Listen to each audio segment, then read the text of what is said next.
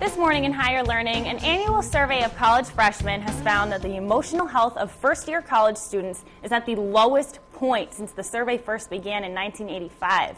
Here to talk about it is Dr. Jason Pina, Assistant Vice President of Student Affairs and Dean of Students at the University of Rhode Island. Good morning. Good morning. Thank you so much for joining us. Not a problem. Now, this survey has obviously generated a lot of buzz.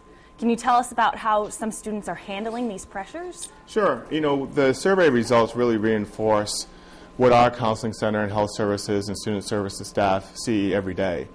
This is a generation that has been raised in a bad economy for their high school years, as well as a generation of students who have dealt with a lot of pressures growing up and the pressures to go to college to succeed, and may be the first generation of students not to be able to succeed more than their parents. Absolutely. And speaking of pressures, a lot of students, this is the first time they're away from home, and that can be a real culture shock, and that kind of plays a role in this as well. Absolutely. We talked to a lot of the parents as well as the students during orientation about the transition.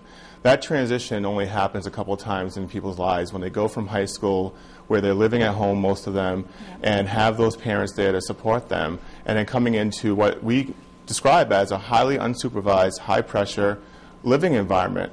So the transition to college, away from home, as well as having to make all those decisions independent of their parents, does make for a stressful situation. Absolutely. And now tell us a little bit about how the University of Rhode Island is helping these students cope with these problems. Right. We try to set the stage with them right off the bat during orientation. Our university college does a fantastic job communicating with them throughout the summer, as well as the parents, about what the realities are of life at a college. In addition to that, we have a health services office that's fully staffed with physicians, RNs, nurse practitioners, as well as our counseling center that have psychologists that deal with students in emergencies as well as ongoing treatment.